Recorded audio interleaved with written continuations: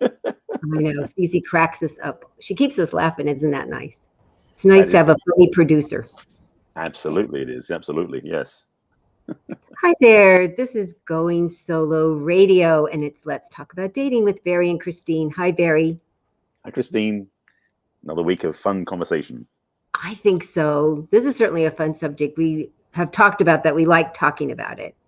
And Yeah. it's the 5 love languages. And we were talking about what a challenge it is if you don't know what yours is. It's a bigger challenge, I think, if you don't know what the other person's is, and how few people, I think lots of people have heard the term and heard about it, heard of it, but don't really know what they are or even how to figure out what theirs are and the other person's is. So I think this will be really fun and informative because it's a really helpful tool to not only get your needs met, but to find out the other person's needs that are important to you. And it doesn't have to just be a love interest. It could be a family member, a coworker, because it's not just romantic love, even though that's really helpful.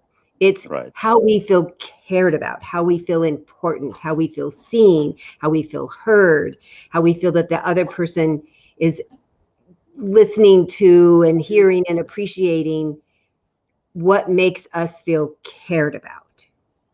That's the thing. And it's also about how we receive and also how we give as well. So it's a whole bunch of things we can discuss in this. Yeah. So just to preface this, for those people watching this who don't know about the 5 languages, the book was written by Gary Chapman, who wrote this book, I don't know, probably 10, 15 years ago now, at least. Yeah.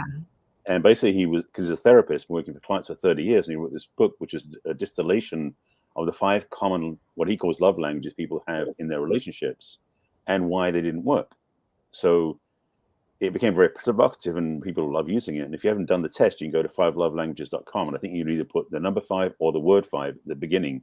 You should take it to the same place and do the test for free and find out what your primary and maybe secondary love languages are. So we're going to talk about that more, but I want to give you the preface up front in case you haven't done it before, how to do it easily. So then you can join us with your own information in front of you.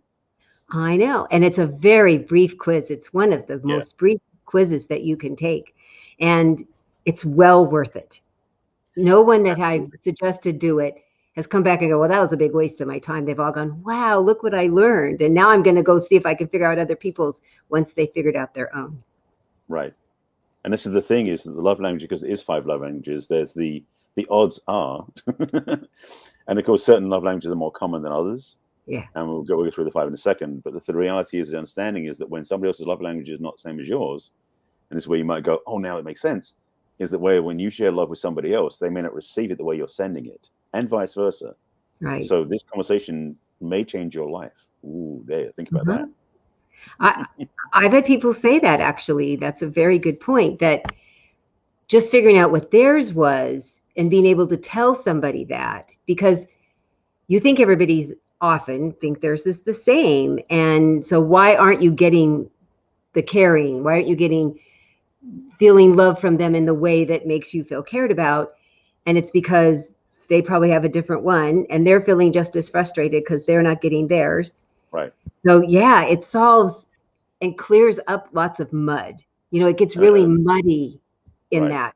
Yeah. Well, I just want to speak to that. It's because the thing is, if your love language is not the same as your partner's, it also means your partner's is not the same as yours. So it's like, if you feel frustrated, guaranteed, so will they. Just understand is the fact, it's like basically if you're going this way and they're going this way, it's like you're not meeting. So it doesn't matter. You may be upset because they're not meeting you, or they may be upset because you're not meeting them. So you're going to understand that you both benefit when you do this. And as you mentioned, it's a very common area for people to misunderstand. And it's one of the most easily changed, the most easily repaired, the most easily fixed, because you're not changing how you want to be cared about. You're just changing how you're going to give it to somebody else and how you're going to ask them to give it to you. Well, it is easy, and I will say this because a lot of people have a bad habit of going unconscious in their interactions. So it's easy if you stay present. It's easy if you also take notes or reflect on what it is and then go, oh, now I remember. Keep doing that. Yeah. So it is easy. However, it requires you to be present and aware of what's going on so you can do it easily. So I'm going to bring up something that I think we might have talked about on this show, but not for a while, that when you're going to make a change in a habit, and you've probably had your whole life because this is how your love language is to feel cared about. And now you're going to think, wow, I might need to show other people different love language than is my, and changing is something you have to really work at. It doesn't just happen overnight. So one of the analogies I give people is when you were little, you didn't know how to tie your shoes. So what we call in our world, you were unconsciously incompetent about tying your shoes. There you go. And then someday you look down and somebody was tying your shoes. You're like, I don't know how to do that, but I want to learn. I want to learn how to do that. Me. When you're that age, everything you want to learn how to do yourself. So then they teach you, however you learned with the rabbit ears or the in and the out and all of that. So then you're going to tie your shoes, and you have to think only about tying your shoes when you're first learning. You can't do anything else, and it falls apart all the time. And because I'm this neat and tidy person, you could imagine I always wanted my bows to be straight, so I had to work extra hard. It took me extra long to learn how to tie I'm a great bow tire, though. I got to tell you, people love me tying their bows. So then you practice for anything you practice for a really long time, you get much better at it, and it becomes much easier. And pretty soon you can tie your shoes and do something else. So now you've become consciously competent about tying your shoes. You now know how to tie your shoes. Okay, you conflated a couple of the steps there, so I was just checking on where you're going with that. Sorry. So let me go back and edit slightly so you can then carry on if you don't mind. Yeah, I think I skipped it, and I say it all the time.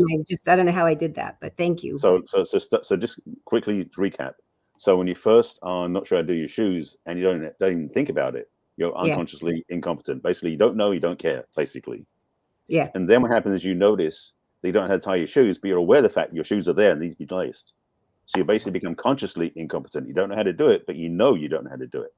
Yeah. Then the third step is that somebody shows you and they keep tying your laces for you, and they learn how to do it. And then you're like, you get your tongue sticking out and you're like doing the weaving around. Then you become consciously competent because you're now aware of what you're doing and you know how to do it. But then when you do at the end where you're now in a place where you don't even think about it, or you're doing something else and you're tying it perfectly, like you are with your perfect bows, then you become unconsciously competent because it's automatic now. Yeah. That's the four steps. Thank you. I don't know how I messed that up, but thank you so much for fixing it. No problem. So just know when it feels really weird and awkward in the beginning, it's just because you're learning to do something different, and to trust us that it is incredibly worthwhile to learn this. It is so important to learn it. And I will tell you, it's easier than shoelaces. Yeah, that's true. Especially if you don't care where the bows are going, right? Exactly. Because I made kind of a big deal about how I was tying my bows. I don't know why. Yes. It's funny because when you talk about that, I'm realizing looking at my shoes, even my sneakers. I bought these these what do they call those things? They're elastic and they have a clip on the end. So they're actually elasticated laces because I wear slip-ons all the time. So I changed all my sports shoes to the same thing. So these you put these rubber laces through, and then they're elasticated. You put the clip on the end and the pins and everything else, so it stays in place. But it's loose enough to slip in and out. So I'm realizing I don't tie laces anymore. Yeah. Well, we went through this whole period when my very grown niece and nephew were growing up, and we thought, the next kids are not going to have to learn how to tie shoes because they had Velcro, and they were going to have to learn how to tell time because all the watches got digital. Right. There were no analog watches anymore, even though I have an analog watch. Well, I have an Apple Watch, but it's still analog. Yeah. On the display because I like that. I prefer that personally. So I understand. You get to choose. Yes. Exactly. Yes. Yes. So anyway, back to the 5 love languages. Back to those 5 love languages. But I like sending, as we do often, we set the groundwork of. Yeah. We create the platform. This is really worthwhile. This is really valuable to go through the little bump of, I'm not good at it in the beginning, and why am I going to do this? Because you really will learn some valuable ways of getting yourself feeling cared about from the people around you, and to show the people that you care about that you really do care. So here's the thing. If you're in a relationship at the moment, you Yeah. can make this a joint project where you both are learning, and it's not going to be a race, just to be clear. No. But also you recognize with each other and they go now in doing something, because this is the thing about the 5 love languages. You're actually doing it to prove to your partner that you love them more because you're learning how they like to be loved. So no matter how good or bad you are at the beginning, and the fact you're choosing to do this, there's a lot more love available now because you're going, you do that for me? Yeah. That sense of being special on the receiving end of that is such a gift. So notice that even though you may be, incompetently challenging whatever you're doing, like we're doing the laces, you're actually in a place where your intention behind it is so wonderful that even if you do make mistakes, it's okay, because the journey you're going on is to be more aware of what your partner's preference of how to be loved is, so they know how much you love them because you're even putting the effort in. So it's this I wonderful. know. And it's a fun quiz to take separately and then share. Because what'll happen is you'll find out what your top love language is. Yes. What's the thing that makes you feel the most cared about? And then where the other fall in line. Because sometimes people have two that are top. Mhm. Sometimes they have really far apart. The second one's way far down. The first one's so important to them. And so that's really helpful too, to figure out where you line up with the 5, and then where your partner and colleagues and friends and family are.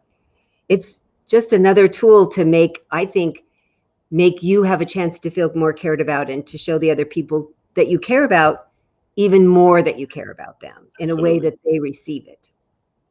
And also I need to put some emphasis onto the single people too, because I don't just make it only for couples.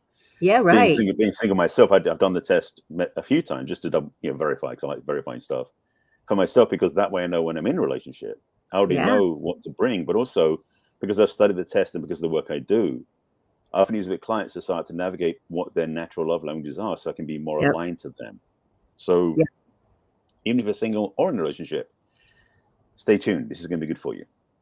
Well, and the more versed you get in what the meaning is behind each one of them, what you do is you watch how the other person, friend, family, colleague, doesn't have to be a love interest, how do they keep showing you that they care? Mm-hmm. How do they keep doing it? Because it might not be your way, but you're like, oh, that's their way, because we give what we like to receive. It's just a natural human inclination. And that's the key word. You're showing them. That's the perfect way of putting it, because it's like there are so many, and we might as well get to the 5 love and just explain what they are. But the reality is, each one of them is a way of showing love. Yeah. And also it's showing how somebody wants to be loved.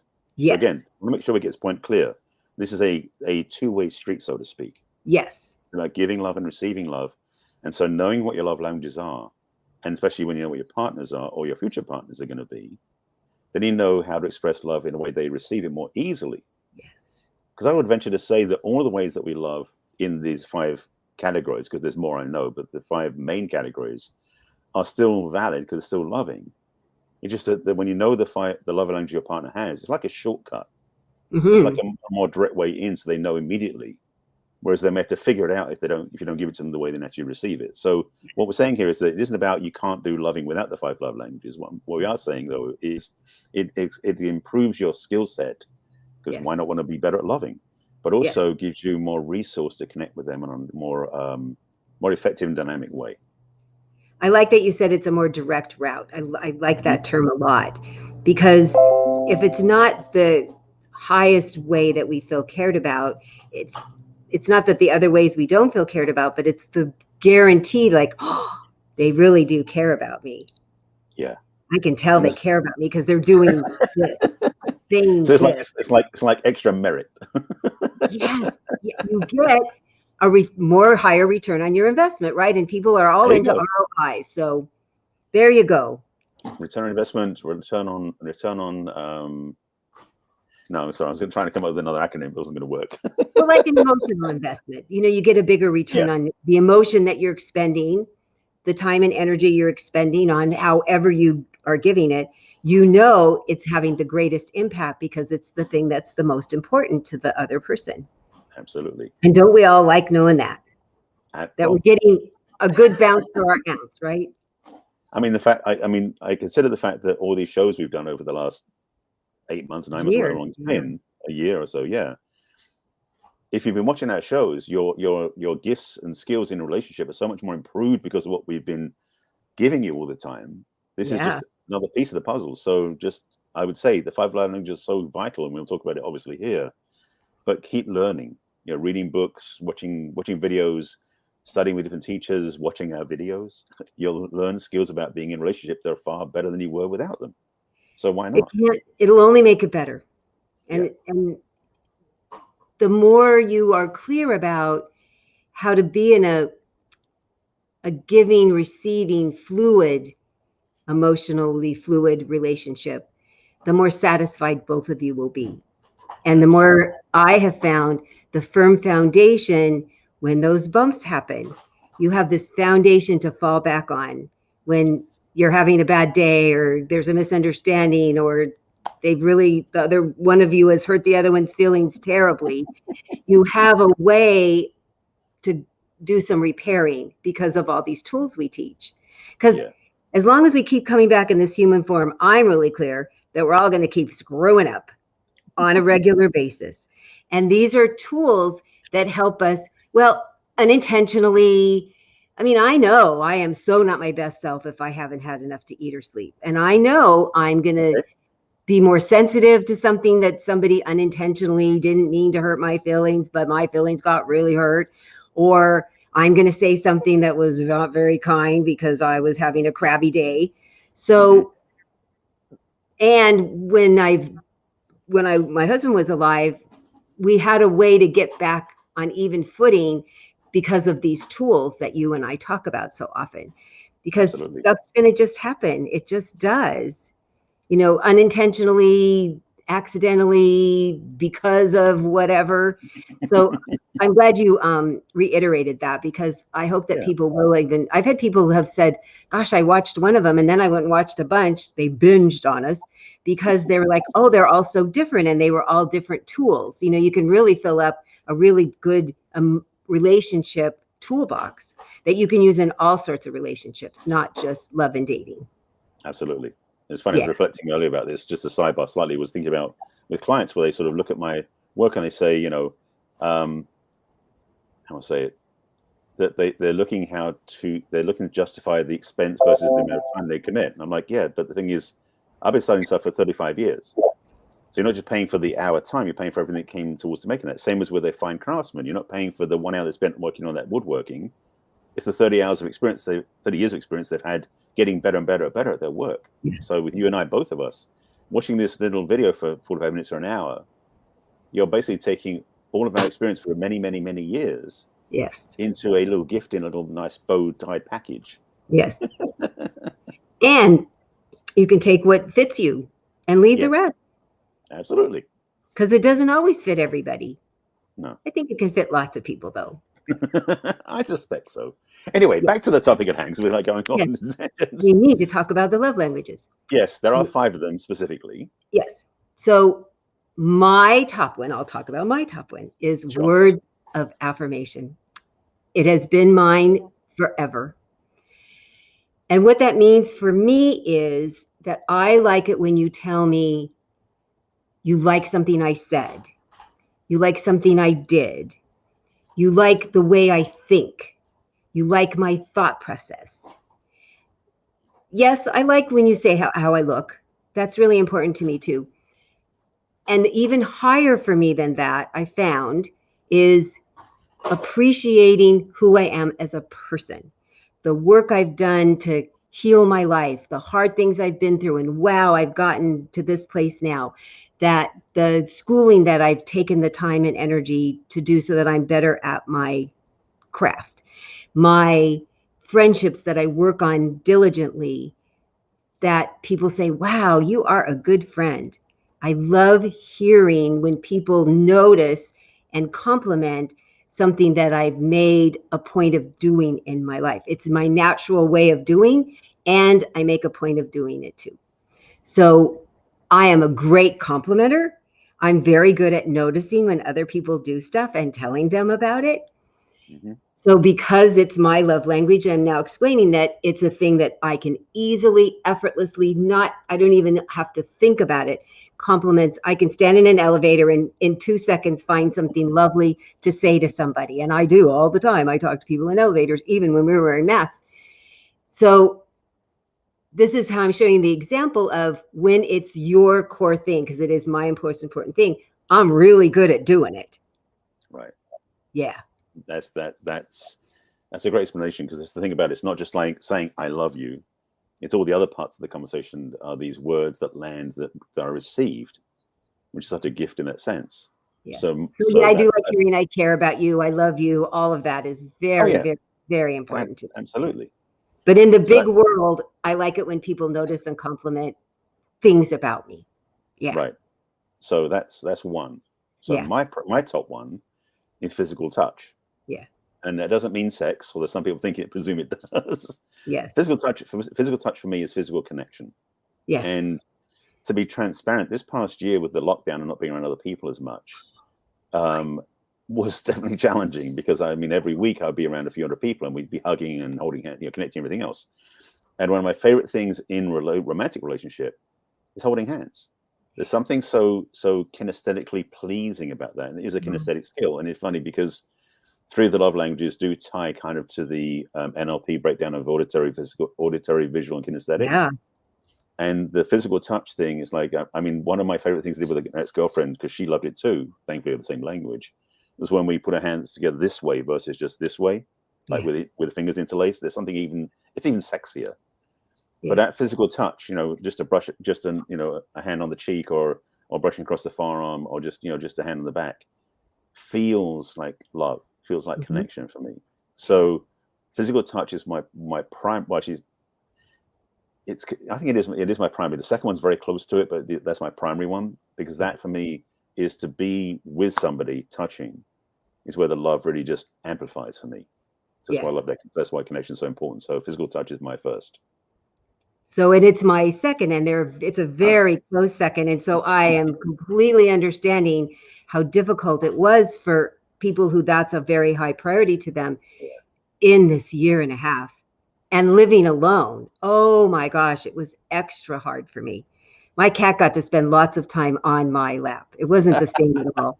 It was very challenging, because I really had to think about how many people I hugged in my life, my widows group, my people at the therapy ranch. Every kid we hugged, every parent we hugged, all the volunteers we hugged. And now we were like, first we couldn't see each other, and then we had to stay 6 feet apart when we could see each other. It was very much a challenge. So the third one, I had 300 or 400 people every Sunday I would hug. So that's. I know, at church. I know. And it was just, we took it so for granted. I mean, I was appreciative of it. I have to say I was really appreciative of it. And I was very thankful every day. There was a little part of me that just thought, of course, that's going to happen. Every time I go see them, they're going to hug. Every time I'm in this group, I'm going to hug. So I had a little bit of assumption that was part of it. Taking for granted is probably not the right word, but assuming it would happen. And then it did not. The thing for me was I would because once we started reopening and I go to the grocery store, when it wasn't a dashing in and grabbing all the toilet paper and leaving type thing. When it got settled in, I would see friends once in a while. And in part of me would be this sort of want to jump in to hug them. I was like, oh, no, I can't do that. We're still wearing masks. But that feeling of just I wish, and I can't. And it's crestfalling, So once my writing partner, Donna, and I got vaccinated, but we'd still wear our masks, and we do this just to touch this little shoulder to shoulder hug thing. It was so funny, but it's something. It was so funny. I did meet a couple of friends later in the pandemic, and we both knew we were okay. And we'd it felt like we were cheating on the law because we were hugging private. We were sneaking a hug in. It was so funny. But it almost felt. Did it feel a little X-rated? It's like getting a fix. It's like I've been so long without. I need a hug. Oh, I felt the same way. It was very difficult. So my third one is quality time, which is amazing how it does go with, if you're together, I get to hear stuff from you. And if we're together, oh my God, I love touching. Yeah. And as you said, it's not always sexual. It just isn't. It's just the act of body contact, just so quality time. I like sitting next to somebody when we're spending time together, and we don't even have to be talking, even though I love talking because I like words of appreciation.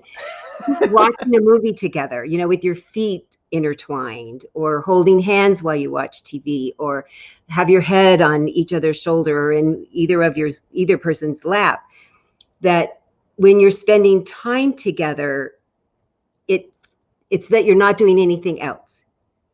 You're spending time with each other. You both decided you want to watch this movie together, or my husband and I used to take turns reading a book back and forth to each other. That was kind of fun. Or we'd just talk about our day. I looked forward to that every day when he would come home, that we would talk about our days together. It just felt like time just for us, time set aside just to be together. And we scheduled it because we had very busy lives, and there was a stepdaughter living with us, to make sure that we would have our time, our quality time together. Absolutely. And yeah. It's funny, my mind was already starting to go off on that one. It's like, okay, back to the present. It's just like, oh yeah, oh, I love that. Oh, I know. Because most people say, well, I like all of them, and that's good. Just see where your priority is and where the other person's priority is. Yeah. Yeah. For me, quality time is my second one. So for me, it's so word of affirmation comes later, and we'll get to that as well. Words of affirmation, not words of approval. Yeah, words of affirmation, just double checking that. So for me, again, physical touch is first, quality time is second. And it is that making each other, and it's interesting because quality time has two parts to it for me. One is definitely that focused time where you're just together, there's nothing else distracting. But it's almost the reassurance of being in each other's company when you're doing other things. Yeah. So quality time is not just, I mean, maybe it's just another piece of that, like physical presence is close to physical touch. So maybe it's that combination of the two for me. But I know that when I'm with my partner, when I'm in a relationship and we're in the same room, same vicinity, and I can see her right across the room, that's almost good enough. It feels good to know that we're in each other's presence. So that's, for me, I guess, the blend of quality time and physical touch sort of working together. Yeah. So that has value for me in that sense. It's not just like, laser focus, there's two of us together with nothing else going on. Because there's something also about, when I remember when I was in a relationship with a woman who had a couple of kids, I was just in loving with watching her with her kids doing things in the house, and there's this sense of her I would just be getting a thrill just watching how she took care of them. And so it wasn't quality time just sitting on the couch together. There was a more expansive feeling for that for me. Yes. So one I experienced. And I love that you brought up the thing where you're in the same room, where you just have one of those moments where you both know what the other person's thinking and nobody else knows. And it's like this little secret language and you don't even have to say it. It feels like we're in this together. We're having our time together, even though icing on the cake. You're across the room from each other. Don't you just love when that happens? Like you have a little secret language or a secret joke or a secret, like, oh my God, that person. I mean, you just know. And you can only do that with somebody that you've shared, not necessarily intimate sexual time. That certainly can help, but intimate, this is into me, see, this is who I am and this is who you are. And now we have this level place that we're meeting. And I just love when that happens. That makes me feel so extra connected and so extra like we're having our little time together. We're having our little moment. Absolutely. There's something, it's like our own private connection that's separate from everything else. And it's like, that's ours. Oh, so much. Yeah. So we will go on with talking about the love languages and the last one, as well as we have two more. And then we're going to talk about what to do when you have different ones. So we'll have a little commercial break and have something to drink, some water, and we'll wait to be back in I'm not a doing moment. cocktails this time of day. Yeah, really. Happy hour somewhere, right? Indeed. See you in a minute. We'll be right back.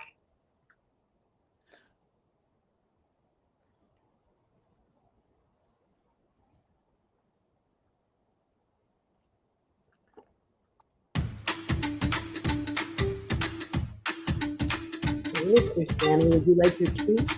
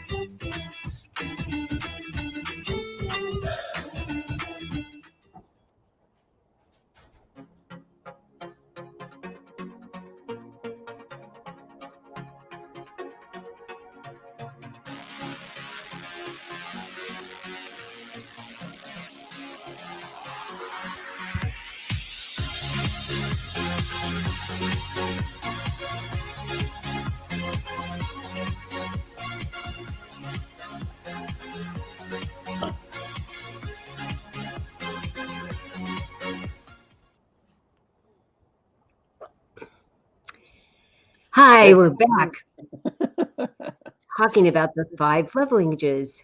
Indeed.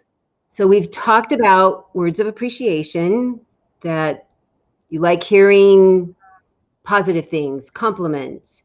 And we've talked about physical touch and that it's not necessarily sexual. It's just being Right. connected, feeling physically touched by the other person. And Quality time was the third. quality time.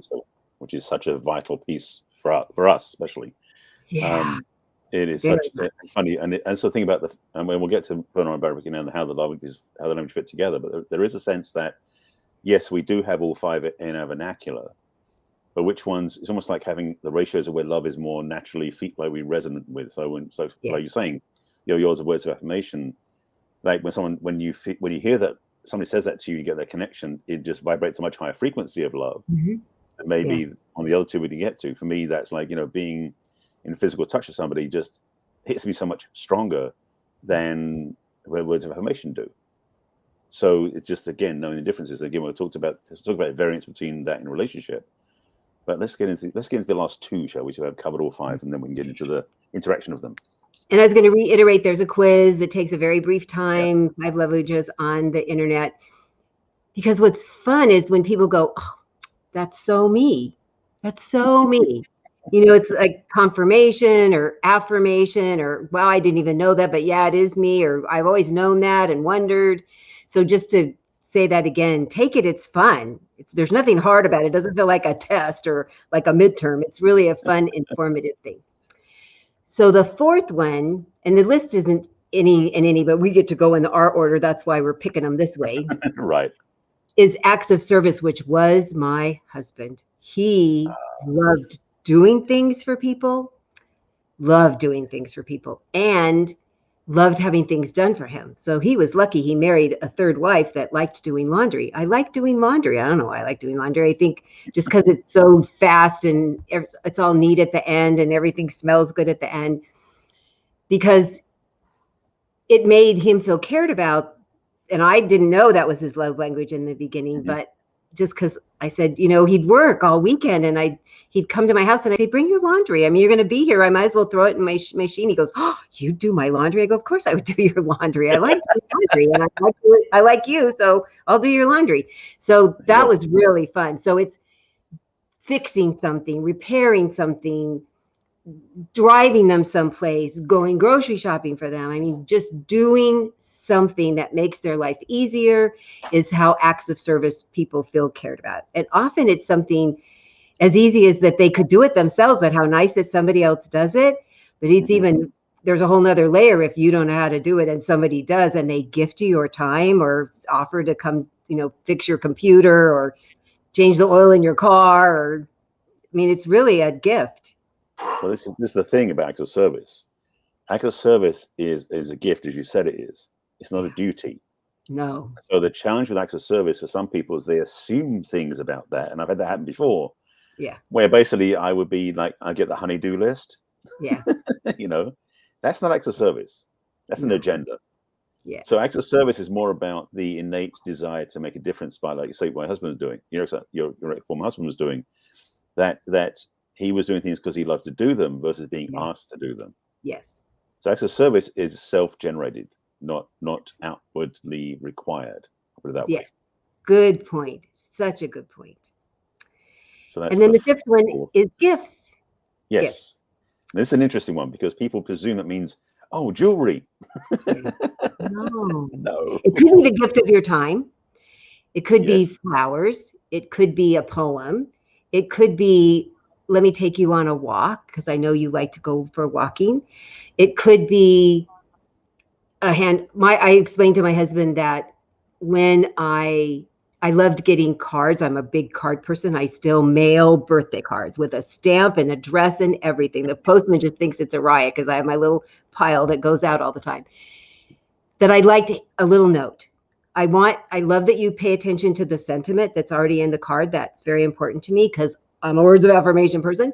And like you to write it in there. And because his second was gifts, that felt like a gift to me. That was very easy for him to do because it felt like it was part of the gift. When he'd give me a gift, he would, and I have a box tied up with a little ribbon with all of his cards that he hand wrote in. Yeah, they were very special to me. So I have a late husband. I haven't said that in this particular recording, that I'm a widow. So gifts are also a gift, that it's something that you're giving because you want to, because you care about the other person, and you know that this is something that they really like if their love language is gifts. And you know, the thing I find, and you might too, Barry, this is the one everybody thinks they need to apologize about. I really like gifts. I like people when they give me, and they're like, none of the others, do they feel that way? But this one, they seem to. It's hard. Well, the thing for me is, and this is the thing that gets it. Let me blow this up. This thing in the first place is gifts is not value based. No, it's valuable, but it's not value based. So it's different. So some people, the fact that their gift is their primary language, they feel that somehow they're going to put weight on somebody else to spend money on them. That's one reason why it comes out that way. But the reality is, with gifts, as you said, it can be the gift of your time, it can be a gift of service, gift of something else. But the thing about flowers, for example, I remember this was it was Alison Armstrong who said this one at once, which ties into this. No, it wasn't. It was it'll come back to me. Maybe in David Data even. I've studied with so many teachers I forget, but there was a thing about gifts in this context, is that women particularly, and I'll be very careful how I phrase this, love receiving gifts. It's separate from the love languages, but I'll get back to that in a moment and explain this. Yeah. So to make an impression with a woman, I suppose if we were taught this, is that women love, for example, love receiving flowers. The thing is, though, there's a difference between receiving a dozen roses or a dozen single roses over 12 days. Yeah. Yeah. It's because gifts aren't size-based. No. And so this ties into the love language of gifts, which is the fact is that if I was buying my partner, a bunch of roses, like a dozen roses for the occasion, that's great. But then tomorrow, the day after, I don't do anything, then it's like that was great, but it's like petered out. But if I do something fun, like just giving a rose every day, just playfully different ways along the way, that's 12 impacts of gifts. So the thing I want to make clear is that gifts are absolutely the act of that giving rather than the value of that giving, so to speak. Mm-hmm. So when you understand gifts aren't about monetary value, you may feel less worried about apologizing for it. Yes. And I think too that gift giving, most people say, I want it to be thoughtful. I want them to give me something that fits me. And because my husband's second language was gift giving, he warned me when I first met him, I'm really hard to buy for because I buy myself stuff all the time. I see it, I'll buy it. I want it, I'll buy it. I mean, really, it was just a riot. So I figured out lots of personal things that he could only get from me. And so the first thing I gave him, we met in October, and then it wasn't Christmas. I think I did it for Valentine's Day, the following February. I went back and he emailed me all the time and sent me electronic cards. So I took all of our emails and I printed them out in different colors and filled a photo album with them. And he read every single one. And finally at the end he goes, well, I certainly did email more than you. And I go, I like talking on the phone. That's so much more me. He was blown away that I had done that, because giving things to him made him feel cared about, because he was a gift-giving guy. Right. That is spectacular. I love that.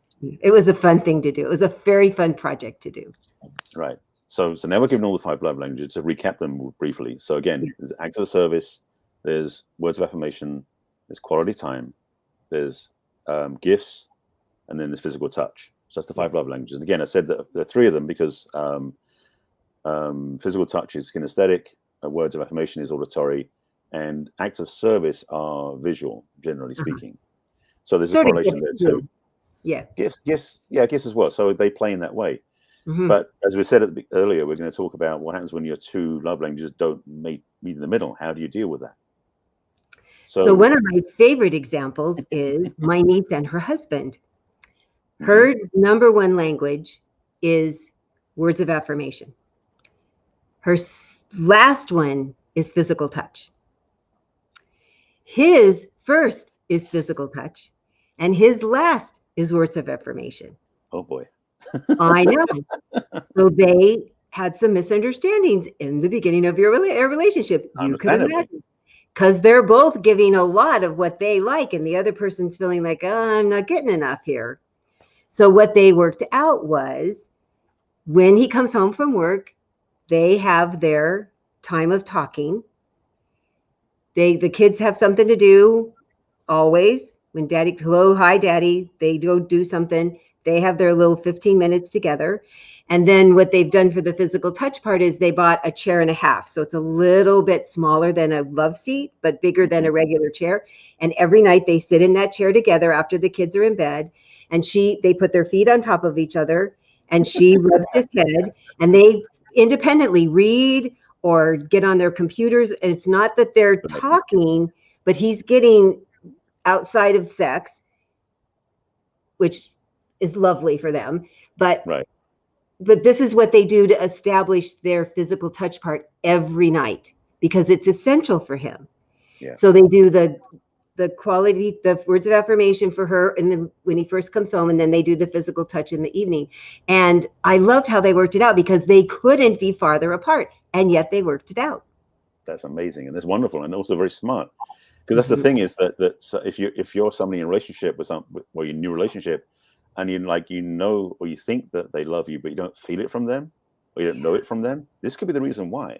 Is the fact that they're giving you like on both barrels in their favorite love language. Yes. And it's only missing you because your love language is a different one than they have. Yes. So recommended. I would actually recommend for all new couples that are just getting into the relationship, do the love language test. 5lovelanguages.com. Just do the test and just see, because if you are having different natural preferences of which is your top love language, then you know that what the other person's is, and you can do something about it. Yes. And then your relationship gets improved massively. Oh, massively. More than people even realize. This seemingly benign kind of little quiz gives you mounds of information, and people go, well, how do I have this conversation with somebody? Well, if you each take the quiz and now you're talking about the quiz, it makes it an easy segue. Because yes, there might be some day you have to say, well, gosh, this is how I feel cared about. You don't even have to bring up the love language thing. So I tell people I feel cared about when you tell me the truth of something that you like about me, something that I said or did, or you can tell me something I'm wearing, or that I got my hair done. I like that. That makes me feel like you're caring about me. And so then I pay attention to what kinds of things they keep doing for me and other people that show me that that's the way that they feel cared about, because guaranteed we'll do what makes us feel cared about. Guaranteed. Absolutely. It's the Every perfect time. way to figure it out. And that's the thing that makes this so interesting is that, I've read the book, so I recommend if you haven't read the book or listened to the audio book, do it, because his explanations, because yes, you do the 5-language test, it's very quick and easy, but if you listen to the stories and about his clients and the way their relationships transform because of this little teaching, you'll see how powerful this is, and the joy and the ease with which you can transform your relationship from being okay to being amazing by simply changing how you express love to your partner and how you get your partner to express love to you. Is massive.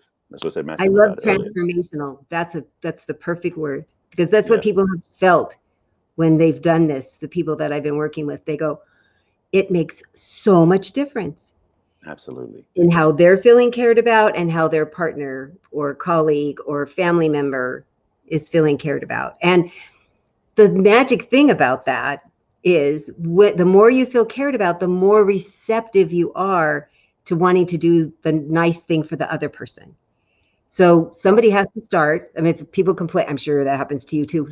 They'll say, well, how come I have to be the person starting? I said, because you're the person I'm on the phone with. If I could beam it to the other person, if I could mental telepathy, I'd be so happy. And when I learned that skill, I am going to charge more.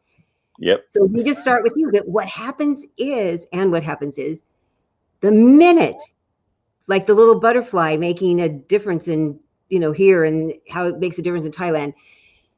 When you change, when you start doing something differently, that's more caring feeling to the other person, really, they're going to be more caring back. How could they not? Light bulb's Unless going to they're go a off. terrible person, then don't be with them. well, that's another conversation. Yeah, for sure. Because most people just want to feel cared about. One of the things Oprah said after 35 years of doing her show, she said the most common theme she saw from every one of her shows is everybody wanted to be heard and seen and feel important. And this is a way to do it. Oh God, this is again. I said it before. Transformational. Just these simple tests, and I know that, to be honest, I mean, 5 language has been paraded out so many places. So we talked about. I mean, this conversation here, I hope it's given you more impact because yes, you can do the test, as I said, and you can read the book. If you read the book, you understand what we're talking about here. But there are people talking about the 5 languages like just flippantly, like, oh, you do the test, you just like blah blah blah, and I'm like, no. When you get what this is about, because as you said, the power of the impact you have by changing something of how you interact with the other person, they start feeling more loved and connecting to love more fully. I don't want to say feeling because that's a physical touch piece, but they receive love on language they understand. Like that frequency tunes in and they go, wow, they really love me. That's going to transform how they give it to you.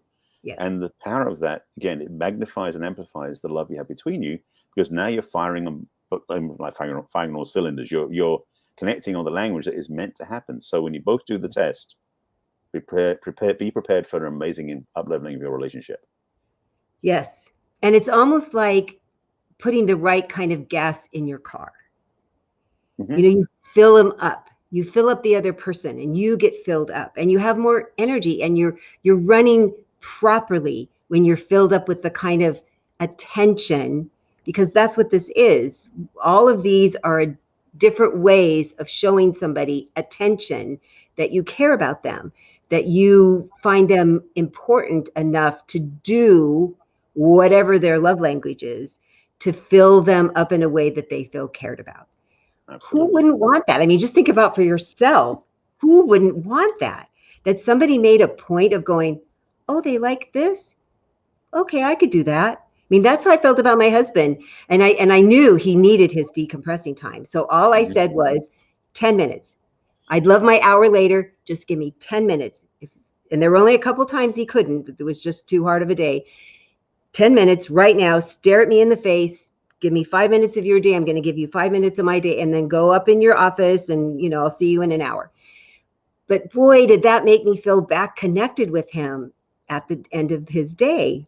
It was lovely. And it felt like, look at this effort he makes for me. I'm so grateful. This makes me feel so cared about and so important to him that he's making this time just for me.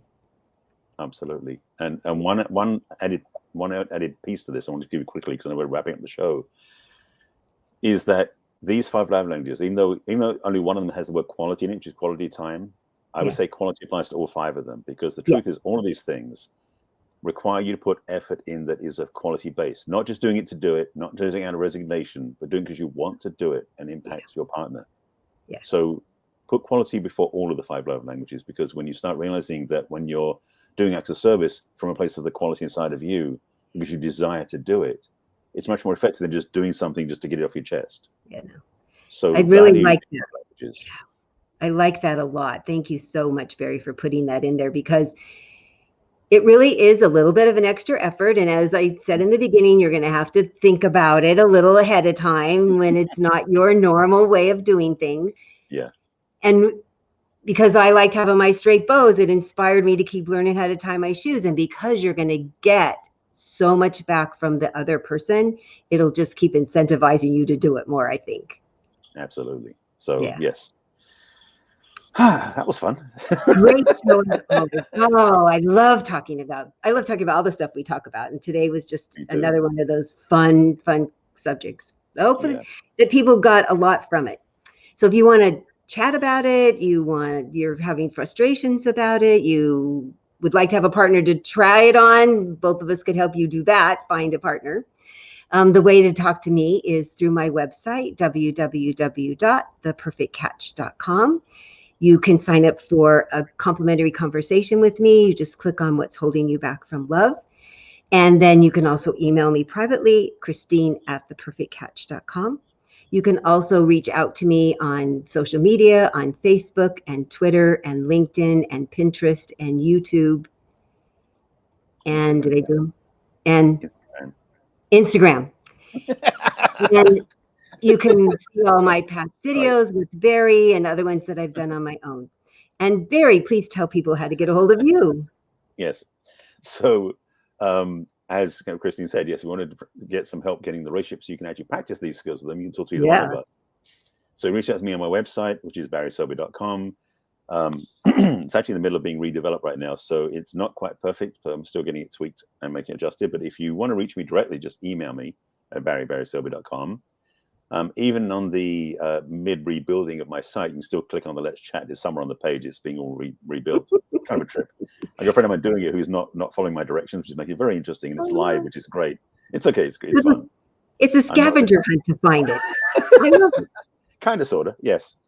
So you can drop me an email at barry@barryselby.com. And on social media, you can find me at Barry Selby on Twitter, on LinkedIn, on YouTube, and definitely check out my YouTube channel. I've got over 1,000 videos on there, including all the replays of our show, in different playlists. On Pinterest and on Clubhouse is all Barry Selby. On Facebook, I'm on Barry Selby, but if you want to follow my business page, it's barryselby.author, and on LinkedIn, on Instagram, it's the real Barry Selby. Remember all the prefaces. So it's the real Barry Selby on Instagram. And I was going to say there was something else in there. So basically, reach out. Clubhouse I mentioned, yeah, that's. I'm getting busier and busier on there. I'm actually just got notified they wanted me to go join a group or a room. I said I can't do it until after the show. It's been a very busy week on Clubhouse, to be honest. Now, what I was going to say is that this well, first of all, join our show every week because we talk about some really amazing stuff. But this one is such a such a pivot point for many people. And as simple as it sounds, the impact is again massive, huge, transformational. So if you didn't get it when we talked to the show, go back and watch it again. You might find some amazing tidbits in it. Such a good point, Barry. Thank you. Well, we'll be back next week at 1 o'clock Pacific and 4 o'clock Eastern and all the other times in between. Let's talk about dating with Christine and Barry. Bye till next Thursday. Bye.